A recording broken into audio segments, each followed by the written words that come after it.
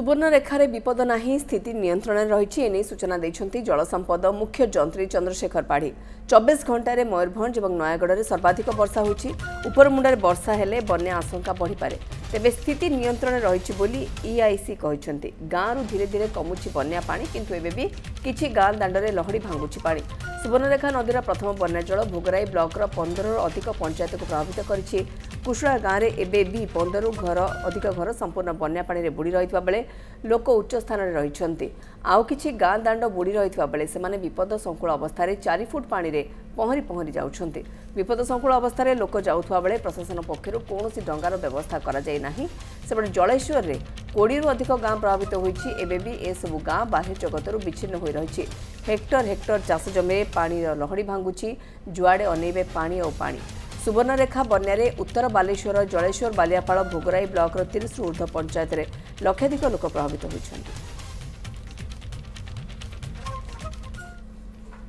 आपण कोडी विपद संकेत नाही बर्तमान विपद संकेत ऊपर कौन सी जगह रे ओडिसा रे कौन सी भी स्थान रे विपद संकेत ऊपर नदी प्रभावित हो नाही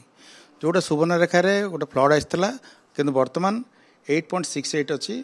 माने पाखापाखि आमर विपद संकेत ठारू से